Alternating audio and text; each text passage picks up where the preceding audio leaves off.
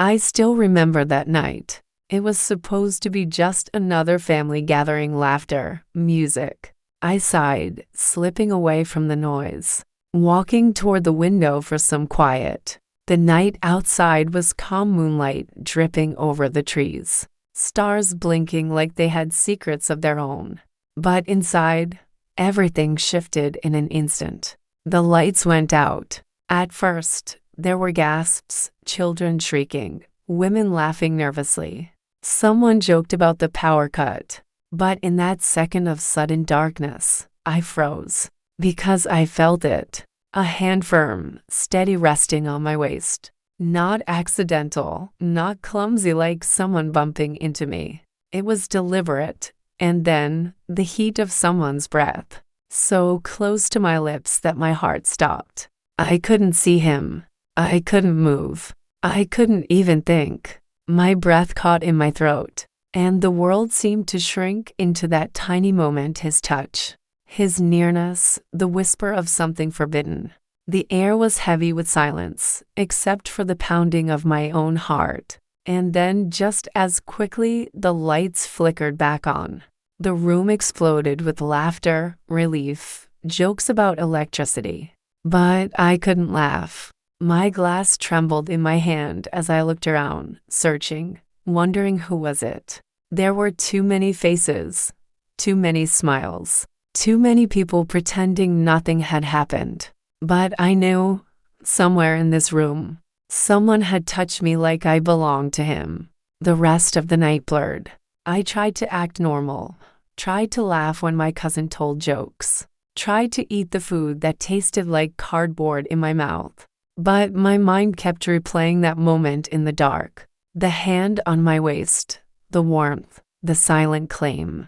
And then I caught his eyes. Ethan. He was standing across the room, his gaze steady, unflinching, like he knew I had figured it out. My heart stumbled.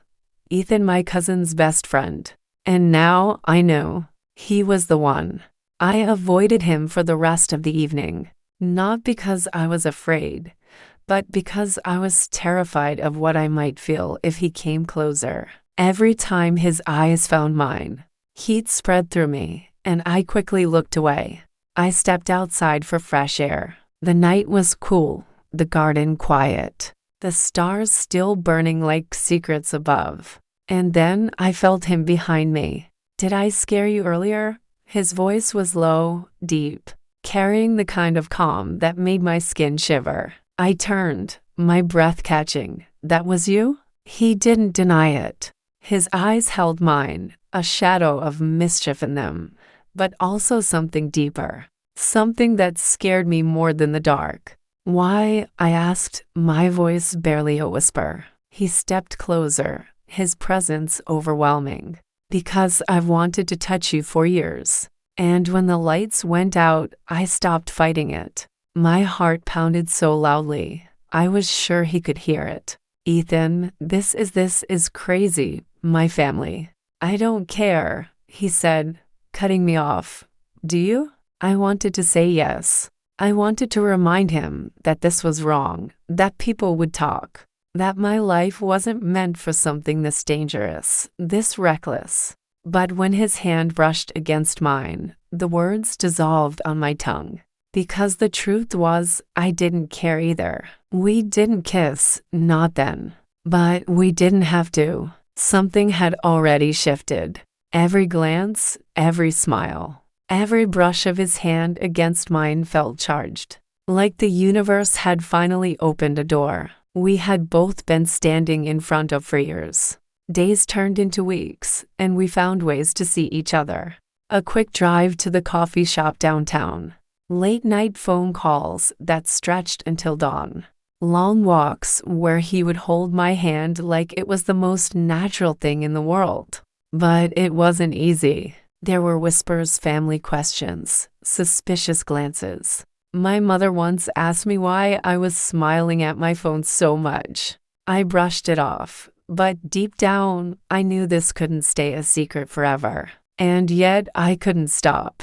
Ethan wasn't like anyone else. He listened when I spoke, really listened, like every word mattered. He made me laugh until my sides hurt. He made me believe in things I had stopped believing in romance. Destiny, the idea that maybe, just maybe, love wasn't always gentle and predictable. Sometimes it came in the dark, like a storm, uninvited and unstoppable. One evening, months later, he took me back to that same house, the place where it all began. "Do you remember?" he asked softly. I smiled, my heart twisting. I could never forget. And then finally, he kissed me. It wasn't gentle. It wasn't careful. It was everything he had held back for years. Everything I had tried to ignore. Everything that had been waiting since that night in the dark. His hands framed my face. His lips claimed mine. Messy, wild, consuming. Like a secret whispered in the dark that finally saw the light. But love, real love, is never just about stolen kisses and perfect moments. It's about choices, sacrifice, standing in the storm. When the world tries to tear you apart, and the world did. My family found out. There were arguments, tears, angry words I wish I could erase. It felt like the whole world was against us. But through it all, Ethan never let go of my hand. One night, when I was drowning in doubts, he pulled me close and whispered, "Do you trust me?" "Yes," I said without hesitation. "Then that's all we need." And he was right. Years later, I look back at that night, the night the lights went out. The night his hand found my waist.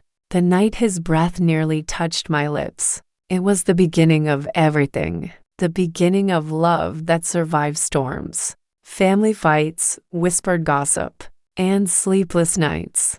The beginning of a story that wasn't perfect, but was ours. And every time I think of it, I smile.